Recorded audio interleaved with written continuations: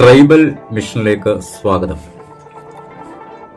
കേരളത്തിലെ ഒരു പ്രാചീന ഗോത്രമായ പണിയരെ കുറിച്ചാണ് ഇന്ന് സംസാരിക്കുന്നത്. കേരളത്തിൽ ഏറ്റവും കൂടുതൽ ആദിവാസികൾ ജീവിക്കുന്ന ജില്ലയാണ് വയനാട്. സംസ്ഥാനത്തെ ആദിവാസികളിൽ 37.36% വസിക്കുന്നത് ഇവിടെയാണ്. ഇതിൽ പണിയരാണ് ഏറ്റവും കൂടുതൽ അംഗസംഖ്യയുള്ള ഗോത്ര ജനവിഭാഗം. സർക്കാർ കണക്കനുസരിച്ച് വയനാട്ടിൽ 2267 ആദിവാസി ഊരുകളുണ്ട്. ഇതിൽ 1210 ഊരുകളും പണിയരുടേതാണ്. അതായത് നിലവിലുള്ള ആദിവാസികളിൽ 40% പണിയ ഗോത്ര വിഭാഗത്തിൽപ്പെട്ടവരാണെന്ന് ചുരുക്കം. പണിയർ എന്ന പദത്തിന്റെ അർത്ഥം പണി ചെയ്യുന്നവർ അഥവാ തൊഴിലാളി എന്നാണ്. പണിയർ ഒരു പ്രാചീന ഗോത്ര ജനവിഭാഗമാണ്. പണിയരുടെ ഉത്ഭവത്തെക്കുറിച്ച് പല ഐതിഹ്യങ്ങളും നിലനിൽക്കുന്നുണ്ട്. അതായത് ഏതൊരു ജനസമൂഹത്തിനും അവർ ഉൾക്കൊള്ളുന്ന സംസ്കാരത്തിന്റെ പൂർവ്വസ്മൃതികളിൽ അവരുടേതായ വംശോൽപത്തിയുടെ ഒരു കഥയുണ്ടാവും. അത്തരം കഥകൾ ആ ജനതയുടെ സ്വത്വബോധവുമായി ബന്ധപ്പെട്ടതാണ്. ഇങ്ങനെ ഒരു കഥ പണിയർക്കും പറയുവാനുണ്ട്.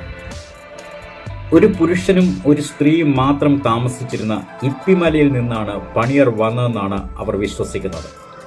ഈ പുരുഷനും സ്ത്രീയും ഉടലിന് മുകളിൽ സഹോദരി സഹോദരന്മാരും ഉടലിന് താഴെ വ്യത്യസ്തങ്ങളായ വ്യക്തികളുമാണെന്നാണ് പറയുന്നത്.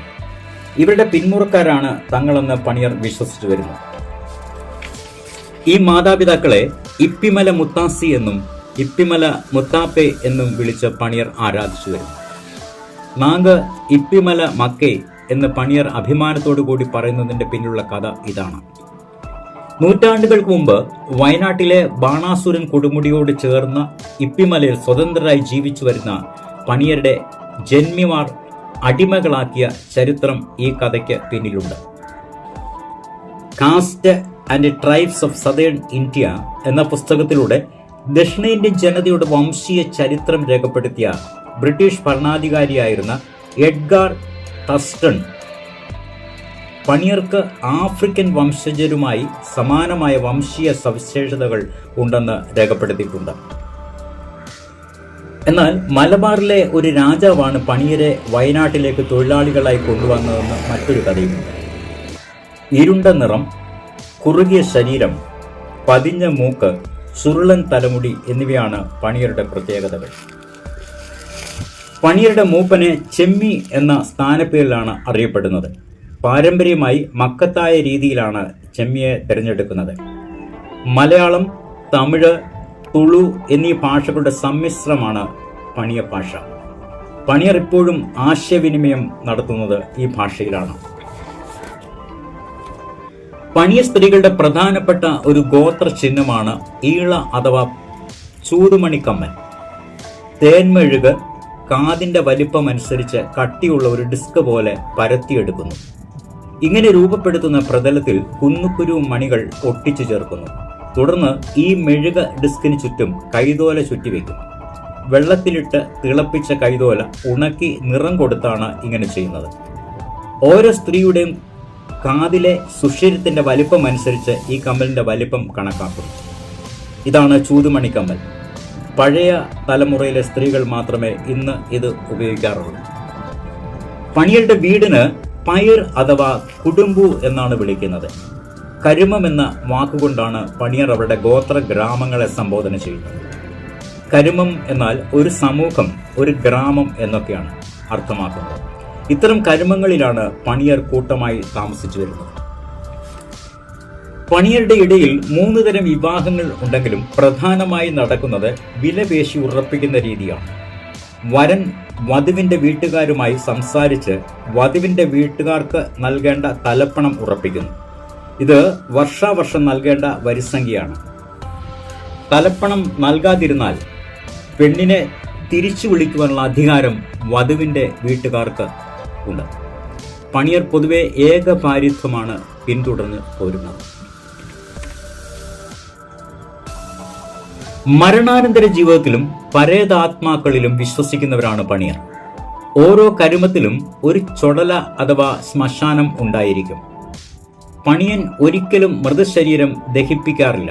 ശ്മശാനത്തിൽ കുഴിയെടുത്ത് ആചാരപരമായി അടക്കം ചെയ്യുകയാണ് പതിവ്.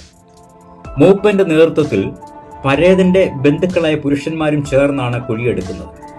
കുഴിയുടെ ഇടത്ത് ഭാഗത്തെ സൈഡിൽ കുറച്ച് മണ്ണ് തുരന്നു മാറ്റി ചെറിയൊരു ഗുഹ ഉണ്ടാക്കി മൃതദേഹം ഈ ഗുഹയിലേക്ക് തള്ളിവെക്കുന്നു.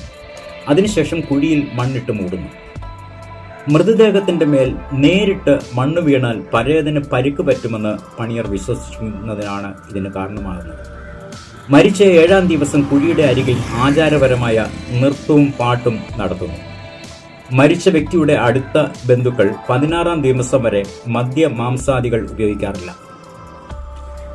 കാട്ടുഭഗവതി, കുളികൻ, കാളി, കുട്ടിച്ചാത്തൻ, മുത്തപ്പൻ, മലക്കർ, മാരിയമ്മ, അയ്യപ്പൻ എന്നിവരാണ് പണിയരുടെ ആരാധനാ മൂർത്തികൾ.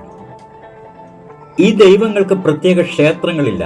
പകരം കുറെ ഉരുളൻ കല്ലുകൾ ഒരു തറയുടെ മുകളിൽ കൂട്ടിവെക്കും. ഈ തറയെ കാവ് എന്നോ ദൈവത്തറയെന്നോ കുളികൻ തറ എന്നോ വിളിക്കുന്നു. ഇത്തരം തറയിലെ ഓരോ കല്ലുകളും ഓരോ ദൈവത്തെയും ആണ് പ്രതിദാനം ചെയ്യുന്നത്. പണിയരുടെ സംസ്കാരവുമായി ബന്ധപ്പെട്ട് 2 ആചാര പ്രകടനങ്ങളാണ് വട്ടക്കളിയും കമ്പളക്കളിയും. ഇതുകൂടാതെ മാരിയമ്മയുടെ തെയ്യം കെട്ടിയാടലും. ഒരു പുരുഷൻ തൻ്റെ ഇഷ്ടദേവിയായ മാരിയമ്മയുടെ തെയ്യം കെട്ടിയാടുമ്പോൾ അയാൾക്ക് ചുറ്റുമുള്ള ആളുകൾ അവനെ ദൈവമായി ആരാധിക്കുന്ന ആചാരമാണ് മാരിത്തെയ്യം. പണിയരുടെ എല്ലാ ആചാര ആഘോഷങ്ങളിലും ഉപയോഗിക്കുന്ന 2 വാദ്യ ഉപകരണങ്ങളാണ് തുടിയും ചീനിയും. തുടി ഉടുക്ക് പോലുള്ള വാദ്യവും ചീനി കുഴൽ പോലുള്ള വാദ്യവുമാണ്.